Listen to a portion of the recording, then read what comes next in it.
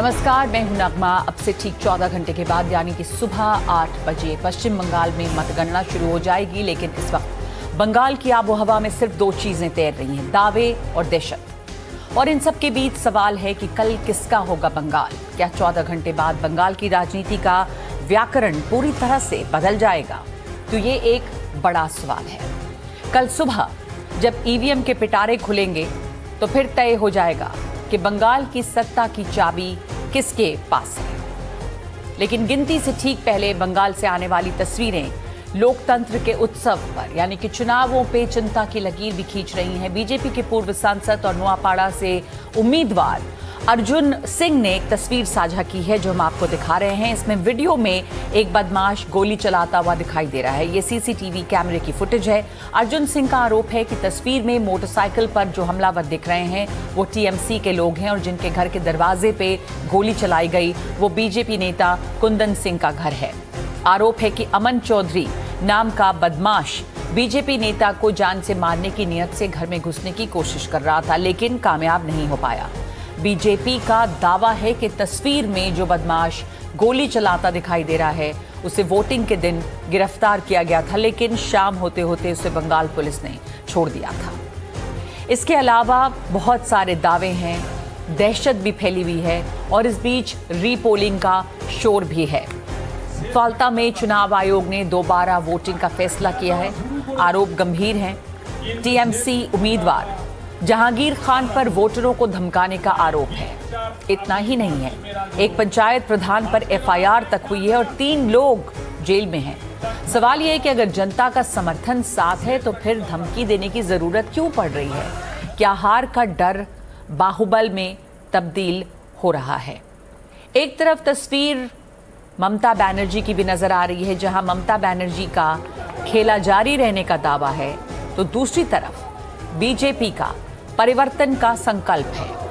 और इन दावों के बीच एक सवाल ये भी है कि क्या कल सुबह जब वोटों की गिनती शुरू होगी तो नतीजे शांतिपूर्ण ढंग से स्वीकार किए जाएंगे? ये सवाल इसलिए महत्वपूर्ण है क्योंकि दोनों पक्षों के समर्थकों के बीच जो आरोप लग रहे हैं, जो दावे किए जा रहे हैं और जिस तरह की तस्वीरें आ रही हैं वो सामान्य तो नहीं है। आगे बढ़ने से पहले आपको कुछ बयान सुना देते हैं।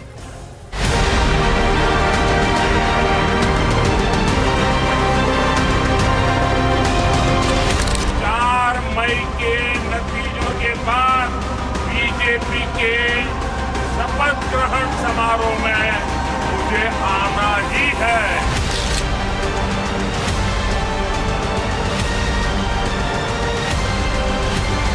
তো মহামূর্খ হন কি করে? তার মানে কি আপনি ইভিএম মেশিনে ফিট করে রেখে দিয়েছেন? তা নাহলে এ কথা আপনি বলেন কি করে? যত ভোট পড়ছে সব আপনার। मारेंगे काटेंगे अगर तृणमूल को वोट नहीं दिया तो। बहुत अत्याचार किया है, हमको मारना पीटना घर से निकाल दिया गया। वो भाजपा नाटक कर रहा है, वो उसका प्रॉब्लम है, हमारा कोई प्रॉब्लम नहीं।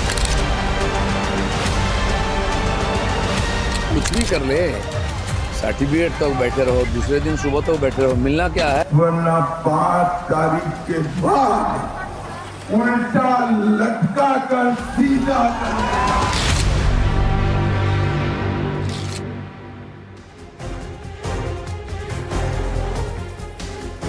तो शुरू करते हैं हम आज की बहस, लेकिन उसके पहले वो सवाल जिनके इर्द गिर्द हम बात करेंगे। पहला सवाल, 14 घंटे बाद किसका होगा बंगाल? दूसरा सवाल, क्या साइलेंट वोटर लिखेंगे नया इतिहास? तीसरा सवाल, फाल्ता में दोबारा चुनाव किसकी साख पर सवाल है? चौथा सवाल, क्या हार को देखते हुए ईवीएम या चुनाव आयोग पर निशाना साधा जा रहा है? और पांचवा बहुत ही अहम सवाल ये कि क्या नतीजे शांतिपूर्ण ढंग से स्वीकार किए जाएंगे?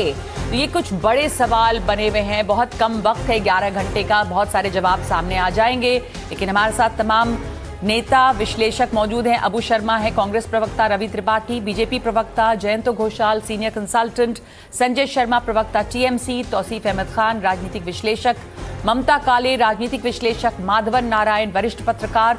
तो तमाम लोग यहाँ पर मौजूद हैं और अब सबकी अपनी अपनी समझ, अपना अपना विश्लेषण। आप लोगों ने बंगाल में इतने दिनों तक देखा, चुनाव तो दूसरे राज्यों में भी हो रहे हैं पर इस समय हम केंद्रित हैं बंगाल पर। तो मैं शुरुआत अगर करूं ममता काले जी आपसे, कुछ ऑब्जेक्टिव टाइप सवाल हैं जिसका जवाब आप दे दीजिए। एक तो पहला सवाल जो हमने पूछा कि कल नतीजे किसके पक्ष में आएंगे, आपका क्या आकलन है? नगमा जी बहुत बहुत धन्यवाद और बड़ा अच्छा लगता है, मैं फिर से बोलूंगी, जिस शांति से आप डिबेट कंडक्ट करती हैं तो it is really great being with you on the panel. Thank you. और मैं तो ये बोलूंगी ममता के लिए जो एग्जिट पोल है वो यही है कि 4 मई ममता दीदी पक्का गई। दीदी इस बार जा रही हैं क्योंकि 15 साल की जो अराजकता कुशासन उन्होंने किया है वहां पर, उससे जनता त्रस्त है और मातृशक्ति जो है नगमा जी वो पूरी तरीके से खिसक गई है ममता बनर्जी से। एक जमाना था ऑनेस्टली, अगर आप मुझे पूछे, ममता दीदी was one of my favourite politician. मुझे वो बहुत पसंद थी जब उन्होंने मां, माटी और मानुष का नारा दिया और वो वेस्ट बंगाल में आई और उन्होंने बोला कि जो अट्रोसिटीज लेफ्ट ने और कांग्रेस ने करी है मैं उनके खिलाफ खड़ा होकर के सोनार बांग्ला बनाऊंगी। तो मुझे बहुत अच्छी लगती थी, लेकिन जब वो परिवर्तित हो गई बम, बदतमीजी और बदमाशी में, तो मुझे लगा कि दीदी का समर्थन तो कोई कर ही नहीं सकता, किसी कीमत में नहीं कर सकता है। तो सरकार तो उनकी जा रही है और समस्याओं से वो घिरने वाली है नगमा जी। तो आपने कहा 4 मई ममता गई, तौसीफ आप इससे अग्री करेंगे? 14 घंटे बाद या 14 से कम 11 घंटे शायद बचे हैं, किसका होगा बंगाल? नगमा जी मैं इस बात से अग्री नहीं करता कि मेजॉरिटी बीजेपी को मिलने वाली है। जी हाँ, ये इस इलेक्शन में एक बहुत बड़ी कामयाबी ये रही है कि जिस दिन दूसरे चरण की पोलिंग हुई उस दिन शाम तक किसी के भी मौत का खबर नहीं आया। तो ये उस तरीके से शांतिपूर्वक रहा है इलेक्शन। लेकिन ये कह देना कि ममता बनर्जी की सरकार खिसक चुकी है या मोदी की सरकार आ जा रही है, ये मेरे हिसाब से सही नहीं है। एग्जिट पोल के रिजल्ट भी जो है क्लियर मेजॉरिटी नहीं देते। आप कह रहे हैं बीजेपी को क्लियर मेजॉरिटी नहीं होगी, लेकिन तब सवाल ये है कि क्या ममता बनर्जी, टीएमसी को क्लियर मेजॉरिटी आ रही है? माधवन जी आपका क्या आकलन है?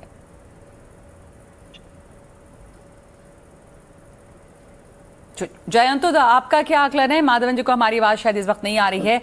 क्लियर मेजॉरिटी नहीं आएगी बीजेपी को, तो क्या ममता बनर्जी सरकार बना पाएंगी?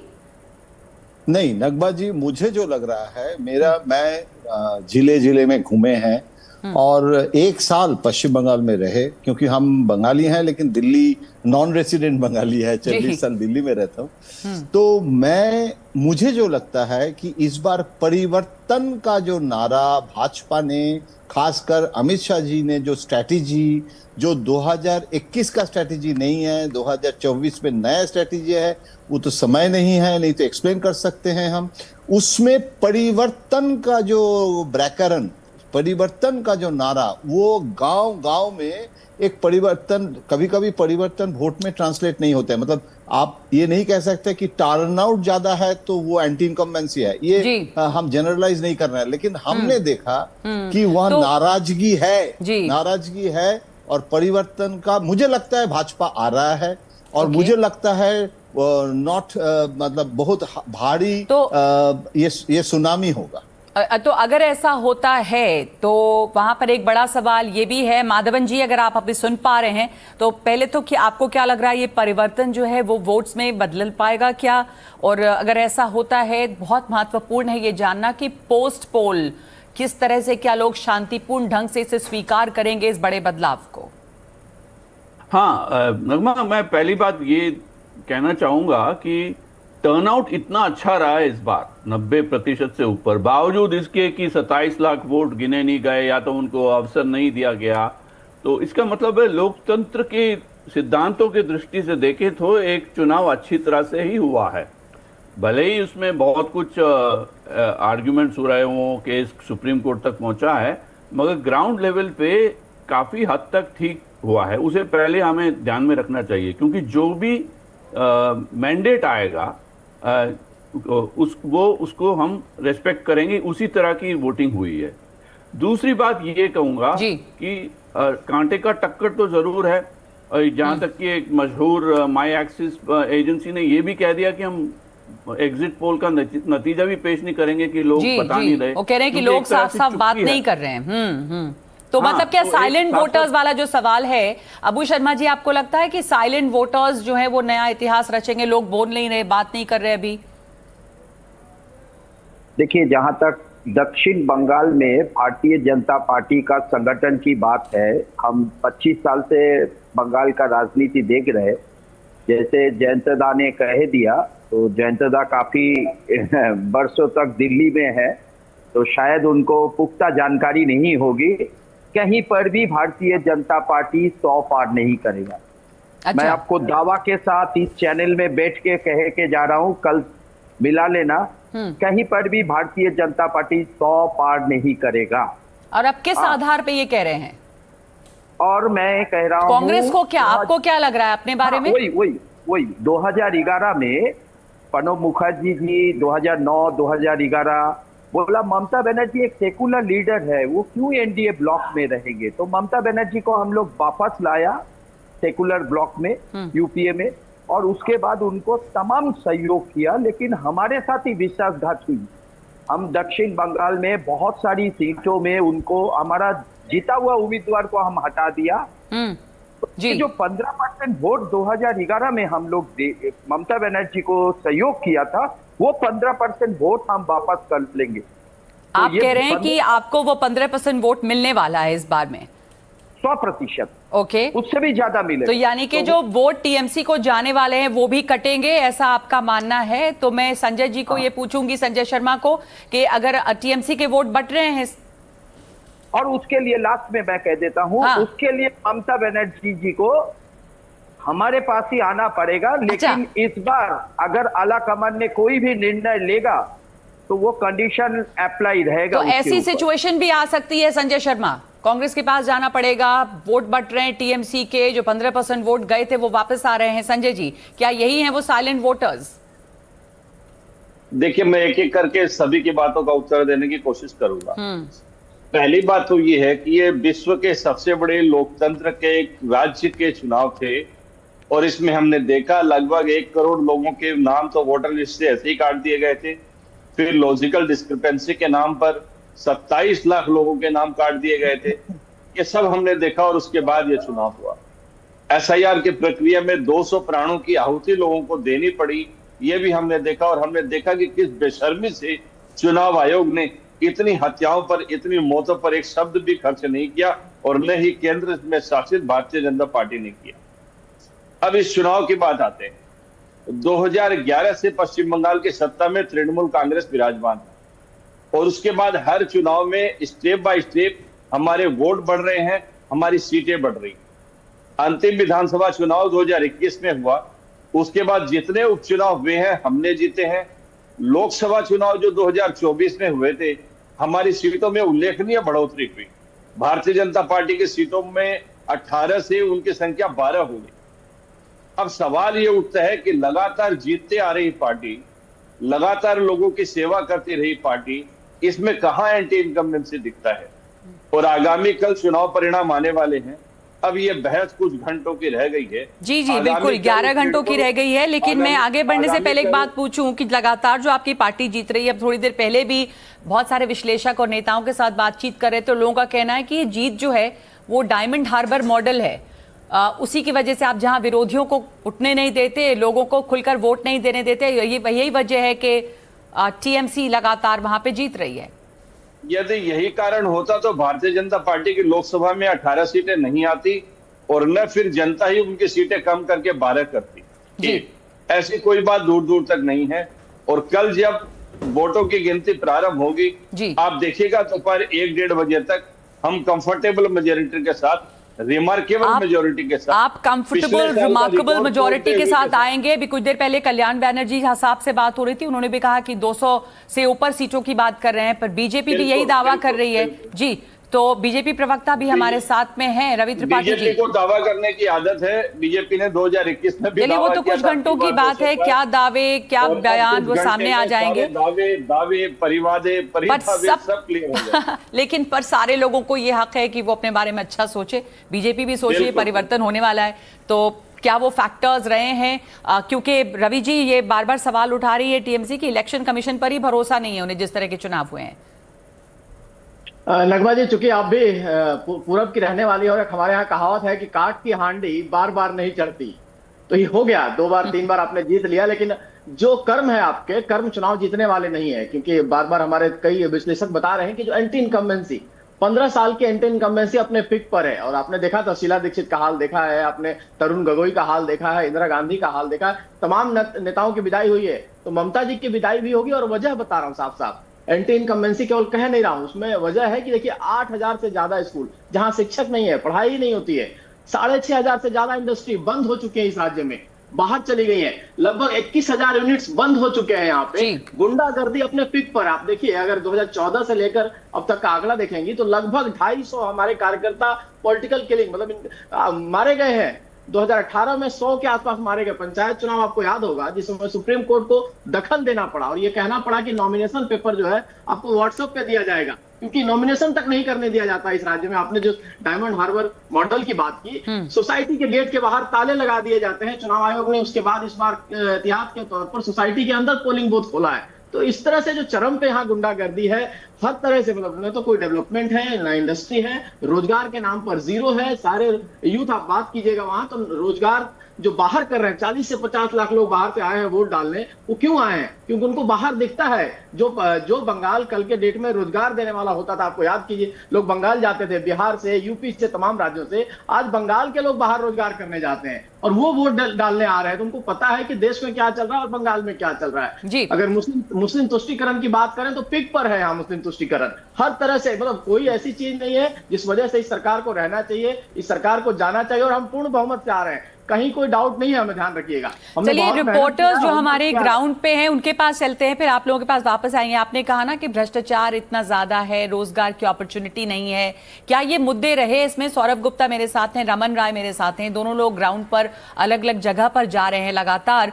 सौरभ, आपको क्या लग रहा है, ये इश्यूज हैं या ये जो पूरा चुनाव रहा ये भी बिल्कुल धर्म के नाम पे बट गया है, कम्युनलाइज हो गया है, या फिर इंडस्ट्री नहीं है, जॉब्स नहीं है, भ्रष्टाचार है, ये भी मुद्दे रहे हैं लोगों के लिए?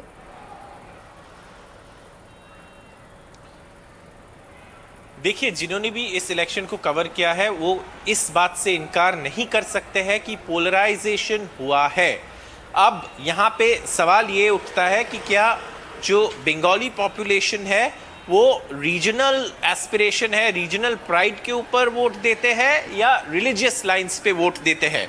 ये इस पर चुनाव का जो रिजल्ट्स आएगा उस पर ये साफ हो जाएगा। लेकिन मैं आपको एक बात कॉन्फिडेंस से कह सकता हूँ कि जो भी आएंगे यहाँ पे क्लियर कट मेजॉरिटी और स्वीप के साथ आएंगे, क्योंकि जिस तरीके से वोटिंग परसेंटेज बढ़ा है, हाँ ज़रूर ये बात सही है कि बेस लाइन कम हुआ है, एसआर के कारण जो मिसिंग, शिफ्टेड, डेड वोटर्स, उनका नाम निकल दिया गया है लिस्ट से, लेकिन उसके बाद भी जिस तरीके से पार्टिसिपेशन दिखा गया है उसमें स्विंग ज़रूर है।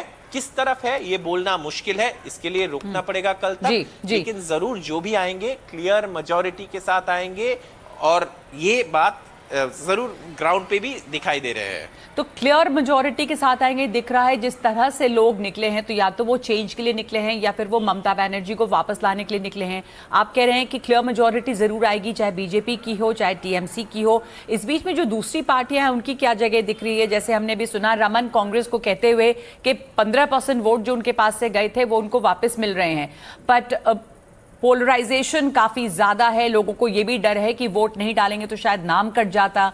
लोग दूर दूर से वोट डालने के लिए आए हैं। बंगाल में एक बात जो अभी सौरभ कह रहे हैं ना कि बहुत क्लियर स्वीप होगा, लेकिन एक सवाल ये भी साथ साथ जोड़ दूं कि ये लोग इसको पीसफुली एक्सेप्ट करेंगे, शांतिपूर्ण तरीके से नतीजे को एक्सेप्ट करेंगे? जो पोस्ट पोल वायलेंस है, जो रीपोलिंग के दौरान जो हंगामा देखा जा रहा है, जिस तरह के बयान आ रहे हैं दोनों तरफ से, क्या लगता है आपको ग्राउंड पे? जी बिल्कुल नगमा, जिस तरीके से वायलेंस बंगाल के चुनाव में अक्सर होते आए हैं और इस बार जिस तरीके से सीएपीएफ मौजूद थी तो कम वायलेंस जो है पिछले चुनाव की तुलना में हुआ, लेकिन अगले 2 महीने बेहद ही महत्वपूर्ण होने वाले हैं पश्चिम बंगाल के लिए, क्योंकि नतीजे जो भी आए, अगर टीएमसी वापस से सरकार में आती है तो ऐसे में जो बीजेपी के वर्कर्स और कैडर्स हैं उन्हें एक बड़ा थ्रेट होगा कि टीएमसी के जो लोकल लीडर्स हैं वो उन पर सीधा अटैक करेंगे। क्योंकि जब हम ग्राउंड में घूम रहे हैं तो जो लोकल लेवल्स पर बीजेपी के ऑफिस होते हैं, कई जिलों में कई गांवों में बीजेपी के ऑफिस पर इस वक्त ताला लग गया है। उनके कार्यकर्ता वहां से भाग चुके हैं क्योंकि उन्हें खतरा है कि ये टीएमसी के लोग उन पर आकर अटैक करेंगे। तो ये खतरा एक बहुत बड़ा खतरा है और सीएपीएफ के लिए, सेंट्रल एजेंसीज के लिए बहुत बड़ा चैलेंज होगा कि इस पोस्ट पोल जो वायलेंस बंगाल में होती है उसको रोका जाए। लेकिन जिस रीजन में इस वक्त हम मौजूद है, साउथ 24 परगना, जो कि दबदबा माना जाता है टीएमसी बेल्ट का, साउथ 24 और नॉर्थ 24 दोनों परगना में टीएमसी का बोलबाला। और अगर आप वायलेंस देखेंगे तो इसी रीजन में सबसे ज़्यादा वायलेंस, चुनावी वायलेंस और जो राजनीतिक हत्याएं पिछले 3 साल 5 साल में पश्चिम बंगाल में हुई है वो सबसे ज़्यादा इसी रीजन में हुई है। तो ऐसे में एक बड़ा चैलेंज है। और बीजेपी अगर सरकार में आती है तो कहीं बीजेपी भी उसी तरीके से हिट बैक टीएमसी के वर्कर्स को भी कर सकती है। यानी सेंट्रल पुलिस फोर्सेस के लिए अगले 2 महीने बंगाल में बेहद ही चैलेंजिंग होंगे। जी धन्यवाद आप दोनों का। वापस चलते हैं अपने गेस्ट के पास और मैं ये समझना चाहूंगी ममता जी आपसे कि बीजेपी के लिए कहा जा रहा है कि ये बिल्कुल डू एंड डाई है। कल भी मैंने एक एनालिस्ट से बात की थी, उस दौरान किसी ने ये कहा कि बीजेपी अगर यहाँ नहीं जीतती है तो एक तरह से ये इंडिकेट करता है कि इतना जोर लगाया, यहाँ पर पूरी ताकत लगाई, डू और डाई है उनके लिए, यानी कि एक डिक्लाइन शुरू हो जाता है बीजेपी का। तो जो भी नतीजे आए, जीते तो अच्छा, लेकिन अगर बीजेपी अच्छा नहीं करती इसके बावजूद तो एक बहुत बड़ा एक पैन इंडिया एक समस्या या एक ट्रेंड दिखेगा। जी नगमा जी, अभी तक जो चीजें दिख रही हैं और जो चीजें समझ में आ रही हैं और जो बंगाल का मूड हम सब एनालाइज कर रहे हैं, उससे ये बात तो स्पष्ट हो गई है कि पहली बार वेस्ट बंगाल के अंदर डेफिनेटली कमल खिलने जा रहा है ना। और हम सब जानते हैं कमल कीचड़ में खिलता है, तो बहुत भ्रष्टाचारी अराजकता रूपी कीचड़ हो गया है वहां पर और कमल वहां पर खिलने वाला है, ऐसा स्पष्ट हो रहा है। यहाँ पर मैं 2-3 चीजें महत्वपूर्ण बोलना चाहती हूँ। अभी मेरे कांग्रेस के भाई ने बोला कि हमें 15% वोट मिलने वाला है। मतलब मुझे समझ में नहीं आ रहा है कि वो ऐसा किस उम्मीद में बोल रहे हैं, क्योंकि उनके नेता राहुल गांधी जी तो वहां पहुंचे ही नहीं, वो तो थे ही नहीं वहां पर। वो तो मतलब पार्ट टाइम पॉलिटिशियन है। वो अब जिन लोगों को टिकट दे देते हैं उसके बाद उनको सीरियसली लेते ही नहीं, अनाथ छोड़ देते हैं। तो कौन सा 15% उनके पास वापस आ रहा है मुझे नहीं पता। दूसरी महत्वपूर्ण बात मैं ये बोलती हूँ, मैं ये जरूर मानती हूँ कि अगर कांग्रेस पार्टी को कुछ वोट पड़ेगा वेस्ट बंगाल में, मुर्शिदाबाद मालदा वाले इलाके में, तो वो अधीर बाबू के कारण पड़ेगा, उनके नाम का पड़ेगा। ये गलतफहमी ना रही कि गांधी कांग्रेस के नाम का वोट पड़ेगा, नहीं, कतई नहीं। वो अधीर बाबू के नाम का वोट पड़ सकता है, ये मैं मान सकती हूँ, ये हो सकता है। अदरवाइज कांग्रेस पार्टी का वहां पर कोई अब रह गया, अस्तित्व रह गया है, ऐसी कोई बात नहीं है। एक चीज और बोलना चाहती हूँ कि जो आपने एक महत्वपूर्ण बात बीच में बोली थी कि 4 मई के बाद, कल रिजल्ट के बाद वहां पर क्या होगा, किस प्रकार की हिंसाएं होंगी, ये देखने वाली बात होगी। क्योंकि मुझे अभी भी अभिषेक बनर्जी का वो बयान हॉन्ट करता है जो उन्होंने कुछ दिन पहले ड्यूरिंग इलेक्शन कैंपेनिंग में उन्होंने बोला था, सेकेंड फेज से पहले, कि पिछली बारी हम कुछ विधानसभाओं का उन्होंने नाम लिया था कि इन विधानसभाओं में हम हार गए थे और फिर ये हमारी उदारता थी कि वहां पर हमने उन लोगों को छोड़ दिया जिन्होंने वोट नहीं करा। लेकिन इस बार मैं देखता हूं कौन सा जल्लाद, कौन सा बीजेपी मतलब कौन सा दिल्ली का इनका बाप या कौन सा ताकतवर व्यक्ति आता है, क्योंकि 4 मई को 12 बजे के बाद मैं पर्सनली देखूंगा उन सब लोगों को। तो मतलब ये बड़ी खतरनाक चीजें हैं। तो ये जो खतरनाक बयान है संजय जी, इस तरह के बयान आए हैं, आप टीएमसी प्रवक्ता हैं, इसके आप क्या जवाब देंगे? इस तरह की धमकी, वो चुनाव के नतीजे के पहले इस तरह की बात करते हैं, तो क्या कहा जाए? अरे इस तरह की धमकियों की शुरुआत किसने की? प्रधानमंत्री जी जब पहले शुरुआत की या नहीं की, आपके नेता भी तो बोल रहे हैं ना ये बात। नहीं, आप प्रधानमंत्री जी को कोट करिए ना। प्रधानमंत्री जी ने क्या कहा? एक से चुन कर बदला लिया जाएगा। अमित शाह जी ने क्या किया? उल्टा लटका के सीधा कर देंगे, ये कर देंगे, वो कर देंगे। इन्होंने शुरुआत की है और इन्होंने ही बंगाल की राजनीति में हिंसा को बढ़ावा दिया और हिंसा को प्रश्रय दिया है। यही लोग पर इसका क्या मतलब होता है कि 4 तारीख को 12 बजे के बाद में अब जवाब देंगे? ये तो धमकी है सीधे तौर पर वोटर्स को संजय जी। ये धमकी तो अमित शाह जी ने सिखाई हमें देनी। तो आप सीख गए इतनी जल्दी? प्रधानमंत्री जी ने सिखाई। अमित शाह जी ने सिखाई ये भाषा तो हम नहीं करते थे। वो वोटर्स को, ये गृह मंत्री जी ने जो बोला था वो गुंडों के बारे में बोला था कि टीएमसी के जो गुंडे हैं वो सुधर जाएं। वो ममता जी इसका जवाब दे रही हैं कि उन्होंने जो कहा था वो टीएमसी के गुंडों के बारे में कहा था। जो लोग लॉ एंड ऑर्डर नहीं मानेंगे वो देश के गृह मंत्री हैं, लॉ एंड ऑर्डर की बात कर रहे थे। आप मानते हैं इस बात को? हम कौन सा जनता के बारे में कहते हैं? हम भी गुंडों के बारे में ही कहते हैं। हम भी गुंडों के बारे में ही कहते हैं। हमारे लिए तो एक एक बंगाली जी जान से बढ़कर हम एक एक किस तरह का ये चुनाव? रवि त्रिपाठी जी एक सेकंड, रवि त्रिपाठी जी एक सेकंड, वो कह रहे हैं हम भी गुंडों के बारे में बात कर रहे हैं।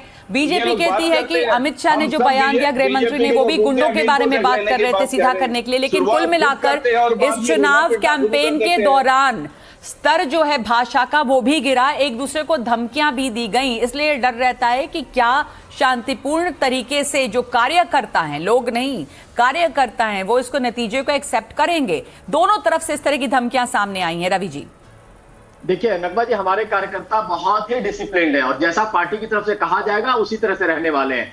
उल्टा लटकाकर सीधा करने का मैसेज था, क्योंकि जिस तरह से गुंडागर्दी है स्टेट में, आपको बयान पहले याद होगा। इनको संजय जी को याद दिलाइए बयान की ममता बनर्जी ने क्या कहा था। एक सेकंड के लिए अगर हम छूट देते हो तो एक समुदाय के लोग सबको बर्बाद कर देंगे। किस तरह का बयान आप मुख्यमंत्री बयान देता है, धमकाता है वहां के लोगों को। और पॉलिटिकल किलिंग, मैं कह रहा हूँ बार बार, ऐसा बयान क्यों देना पड़ रहा है प्रधानमंत्री को, ऐसा बयान क्यों देना पड़ रहा है हमारे अमित शाह जी को? क्योंकि यहाँ पॉलिटिकल किलिंग 250 से ज्यादा वैसे है, गुंडे की भाषा समझते हैं, गुंडे ही करते हैं की भाषा समझते नहीं। और अमित शाह जी को गृह मंत्री है, केंद्रीय गृह मंत्री, अच्छी भाषा का बोलेंगे। वो तो संसद में उल्टी मुल्टी भाषा बोल देते हैं, संसद में असंसदीय शब्द। भाई साहब हमारे कहीं सरकार राजनीतिक मीटिंग महाराष्ट्र में हमारे तो संजय जी योगी जी हमारे सरकार है। संजय जी जो बात, अच्छा एक सेकंड, मैं बीच में एक राजनीतिक विश्लेषक को इस पर लाती हूँ। जो तौसीफ साहब जो बात अभी संजय जी ने उसका जवाब नहीं दिया, लेकिन रवि जी जो बात कर रहे हैं कि ममता बनर्जी ने एक शब्द, एक बयान दिया था कि थोड़े देर के लिए भी छोड़ दें तो एक समुदाय के लोग आकर खत्म कर डालेंगे। क्या ये उसको पोलराइज करने की कोशिश नहीं थी, ओपनली बंटवारे की भाषा थी, कम्युनलाइज करने की कोशिश थी ममता बनर्जी का बयान जो था?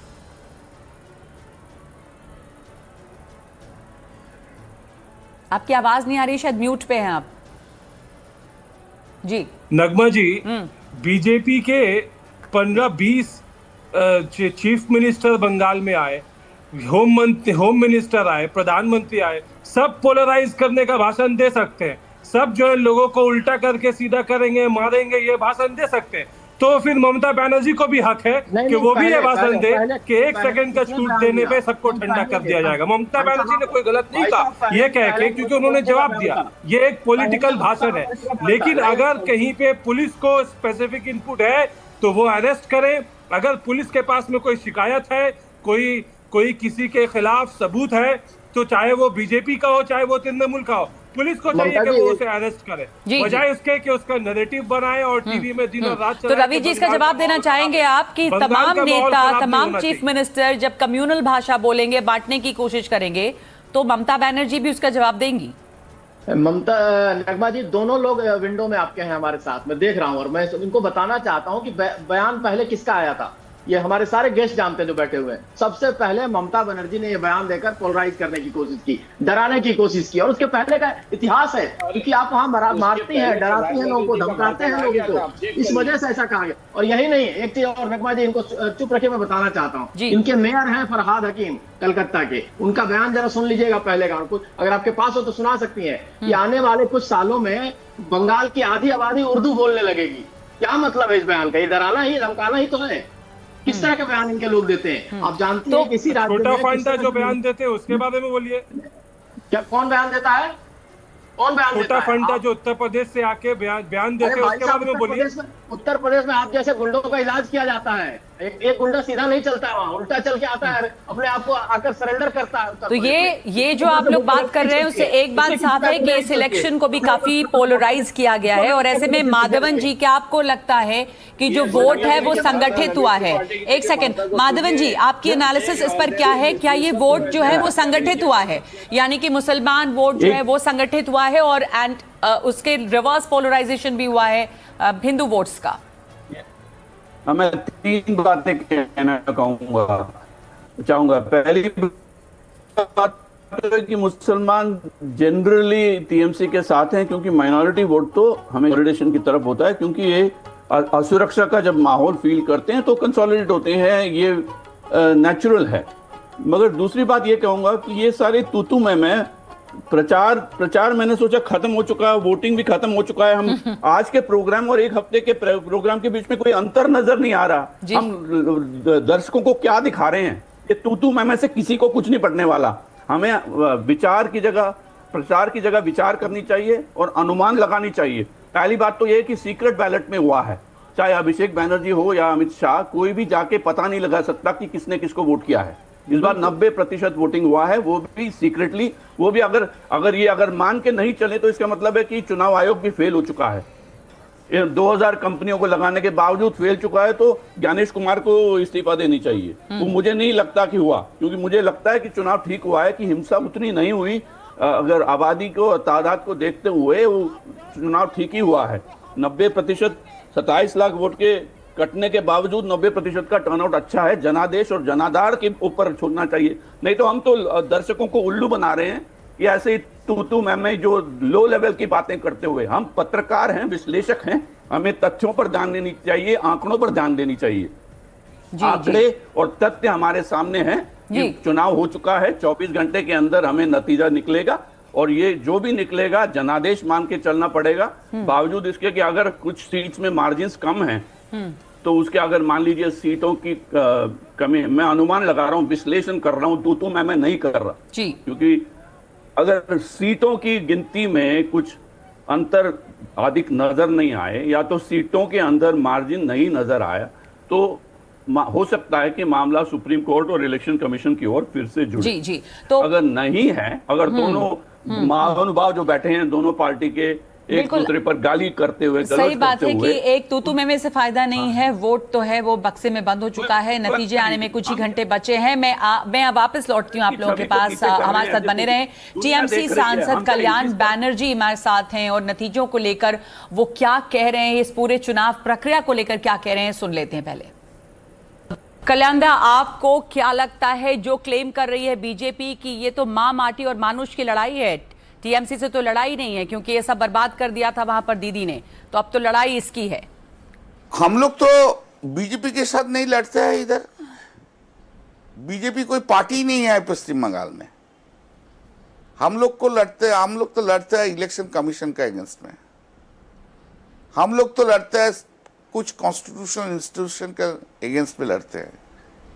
हम लोग तो लड़ते हैं बीजेपी का गुंडा का साथ। हम लोग तो लड़ते हैं बीजेपी का जो मनी पावर है उसका साथ। हम लोग तो लड़ते हैं नरेंद्र मोदी अमित शाह का साथ, not the BJP party. And उन लोगों को कोई जानकारी नहीं है बंगाल के लिए। पर आप प्रधानमंत्री की बात कर रहे हैं, आवाज कभी नहीं देश के प्रधानमंत्री और गृह मंत्री की बात कर रहे हैं, और आप कह रहे हैं कि आप कॉन्स्टिट्यूशनल संस्थाओं से लड़ते हैं, यानी आपको भरोसा नहीं है। नहीं है ना, नहीं है।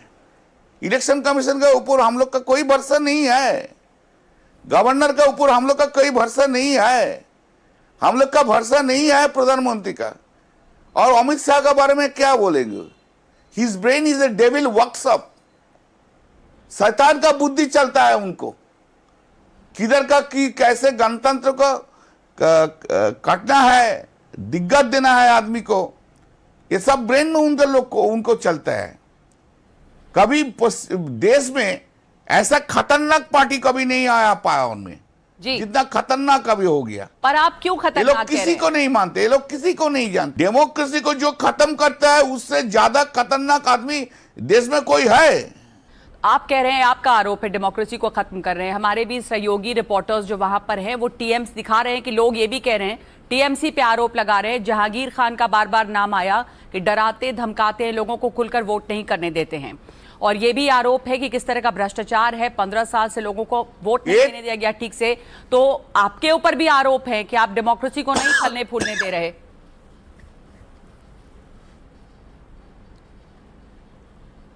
सुनिए, कोई मुस्लिम लीडर को नाम लेके उसको दगा देना बहुत इजी काम है। यही तो बीजेपी कर रहे हैं। थोड़ा 40-50 महिला को देके प्रोटेस्ट कर देता है, बस यही तो काम है। तो चलिए ना, प्रोटेस्ट का एक कंपटीशन हो जाते हैं, कितना महिला को लेके बीजेपी आता है और कितना महिला लोग को लेके हम लोग आते हैं। हमारा लोग जब उनका खिलाफ में बोलता है तो हमारा लोग को अमित शाह का CISF CRPF पिटाता है, और उन लोग को जो मर्जी वो कर रहे हैं। कहाँ है डेमोक्रेसी? तो ये किसी का चुनाव वोटर का राइट जब छीन लेता है, उससे ज्यादा डेमोक्रेसी में खतरा क्या है? तो ये चुनाव कैसा रहा आप लोगों के लिए? आपको क्या उम्मीद है कल के लिए? क्या आपको लग रहा है कि वहां पर केंद्रीय सुरक्षा बलों के आने से जो शांतिपूर्ण ये चुनाव में हम लोग 210, इस चुनाव में हम लोग 210 से ऊपर रहेंगे। और जो केंद्रीय सुरक्षा 2 से बल 10 आए, सीट ठीक है, से ज्यादा सीट हम लोग को मिलेंगे। ठीक है, और जो केंद्रीय सुरक्षा बल वहां पर मौजूद रहे, और बंगाल में बहुत समय के बाद बिना हिंसा के चुनाव हुआ, हालांकि रीपोलिंग भी हो रही है और रीपोलिंग के दौरान हंगामा भी हुआ, लेकिन ये एक अच्छी, आप बात मानते हैं, अचीवमेंट है कि बिना हिंसा के चुनाव हो पाया यहां पर।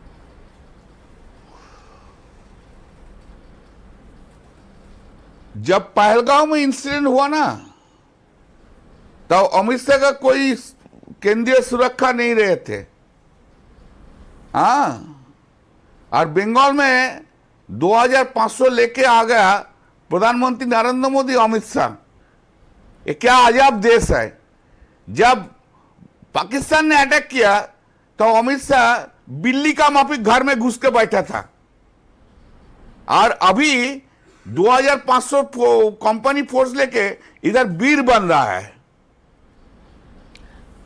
कल्याण बैनर्जी, कभी ये 2500 फोर्स कभी मणिपुर में भेजा था?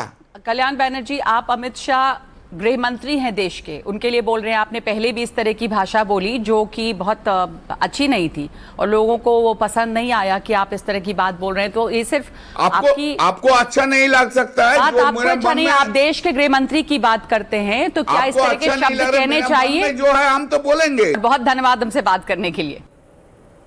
तो कल्याण बैनर्जी का अपना दावा है कि 200 के ऊपर बीजेपी आ रही। कल्याण बैनर्जी कह रहे हैं कि किसी भी चुनावी संस्थान पर उन्हें भरोसा नहीं है, लेकिन जो पिटीशन किया था सुप्रीम कोर्ट में वो खारिज हो गया टीएमसी का।